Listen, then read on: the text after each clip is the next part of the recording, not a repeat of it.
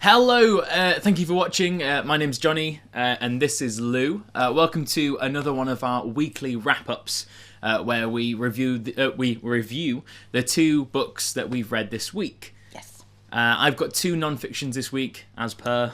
I've got two fictions. Yeah, so we're going to kind of break it down and see what we thought of that. Yes. Do you want me to start? Yeah. Okay, so I'm going to start with a book that I've been obsessing with ever since I read it. And in fact, I'm going to start it again when I get a little bit of time and work through my TBRs. It is the Who Thought This Was a Good Idea and Other Questions You Should Have Answers To When You Work in the White House. And I'm going to try and say her name again. Alyssa Mastromonaco. Basically, she was the former White House Deputy Chief of Staff. So obviously, straight away, that is quite a job. And I picked up this book I picked it up in London when we were there last, just because I thought it was an interesting kind of job, and I don't know much about American politics, so I thought it'd be kind of cool to learn. And also, as I said on the TBR, the blurb really sold me. But basically, to start off with, I'm going to say like the character of Alyssa, she's just so likable. Like, honestly, you just want to read and read and read and read. You just want to be friends with her. Because, although obviously working at the White House is going to be serious, and she takes her job so seriously, it's just such a fun, almost kind of like a YA feel to it. And you just love it. It's just so much personality there. And I just absolutely loved it. It doesn't go too much into detail about kind of what Obama's like or anything like that. It's purely about, there's a lot of mentions of what they got up to and kind of like how it feels to like not be able to tell your family that you're heading out to Iraq to work, to like different war zones, and kind of how it feels kind of coordinating with different people on the American campaign. This came out, I believe, before all the Trump stuff came out, or just as in like the kind of border, because there's not too much about like Trump or like kind of modern American politics. So it was kind of like it's like a joyful, jolly thing. You try and find a book about politics which makes you happy after you've read it. But no, it was, I can't say like enough good things about it. There is some things about it though, which nothing to do with the book, but it's the comments about the book and the way that this book has been received. Now, when I finished reading it, I went onto Google and just wanted to read kind of like what everybody else thought of it, expecting to hear, oh my god, this is like such a fun kind of book. Alyssa, you want to marry her because she's so funny and she doesn't, she like kind of doesn't oversell the seriousness of things, and that has like a really charming quality to it. And there's some hilarious stories about what happened to her in the Vatican, which I won't spoil because it's so funny. But the first comment I read, which was like a 2-star or maybe 3-star max, and it's from The Guardian, and he said that it was almost like a teenage girl had written a book about politics, and she didn't take her job too seriously, and so. But that was every reason why I liked this book, because it was for once, it seemed like a normal human being was behind that job, and the worries about it, and she talks about her transitions through different jobs at the White House and how she cried at certain bits because she missed all the people, and then kind of had to, put on a brave face because you work at the White House. And this guy was trashing her for showing feelings. Well, one, that's exactly what you want from a biography. Yeah. And two, that just makes it so much nicer because it's when you can relate to the person, I think you can enjoy it more. And I just couldn't disagree with that guy more. Yeah. And apparently a lot of people thought that, but I just think it's rubbish. And I'm going to marry her. 5-star for me. Yeah. Yeah, straight really? up. Yeah, honestly. I had so much fun reading it. I just can't say enough good things about it. Good. Mm-hmm. Right. My first one that I read last week was The Marriage Pact by Michelle Richmond. This was 4 stars for me. I enjoyed it. Mm-hmm. It was really good. It didn't have that thing where I had to rush back to read it. That's what's 5 stars for me. But it just didn't have that. But it is so clever. We follow Jake and Alice, who are newlyweds. She's a lawyer, or she's like a lawyer's assistant or so. She's not quite at the lawyer scale yet. Yeah. But one of her clients kind of invites himself to her wedding. Or Yeah. she doesn't take it half seriously that he's going to turn up. Yeah. And when he does, they have a good time, they have a good day. And the present that he gives her is a box with the pact written on it. Mm-hmm. And it's basically a marriage pact, which is a secret club where married people join into it. And no matter what they do not allow you to get divorced. Right. They will keep you together no matter what. Mm-hmm. And they have certain rules. If you break those rules, you do get, like, there's some major consequences there. Yeah. One part in it, where they don't want to ruin it too much, but they've got access to prisons. The ending was really nice. I liked the ending, like, a lot. But yeah, that's basically it. But yeah, it was really, really good.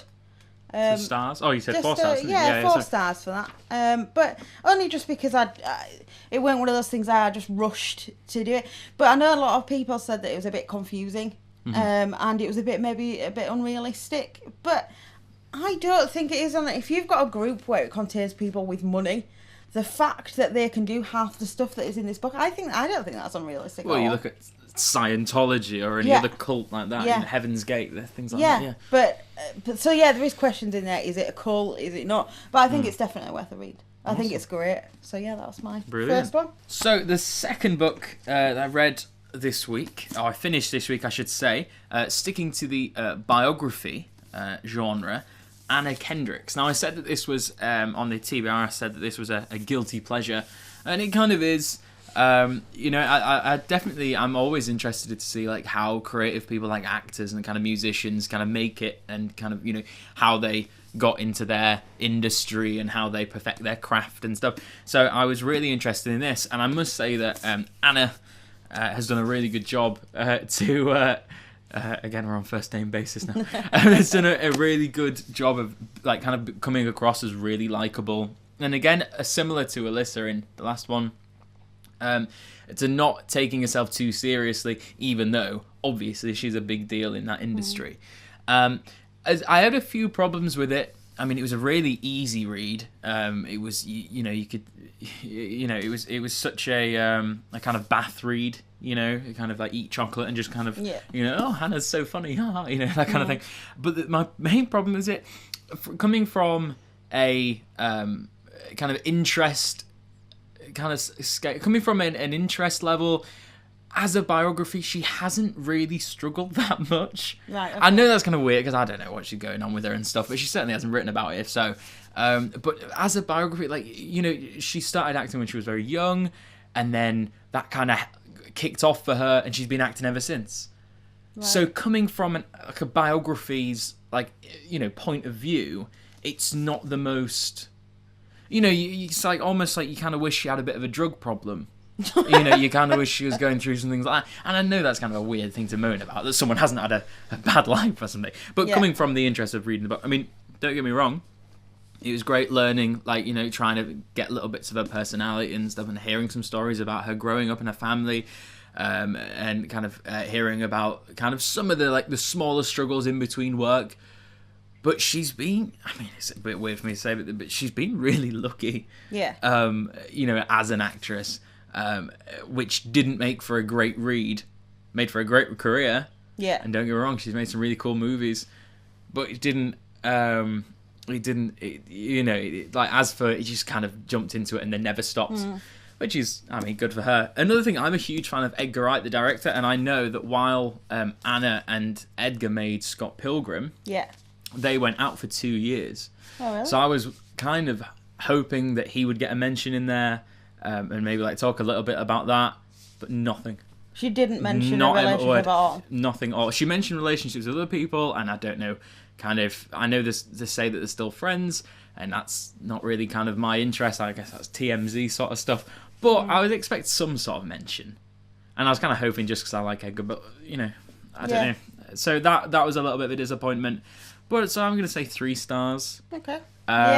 Because I did enjoy it. It was just not everything I hoped was in there. In there. Yeah. You know what I mean? My next one that I read towards the end of the week was The Child by Fiona Barton. This for me was actually a 5-star read. It did keep me interested. It was really cleverly done. We follow, each chapter is about a different person. So we follow Kate, who is a journalist. Emma, who she's just got a bit of dark secrets going on.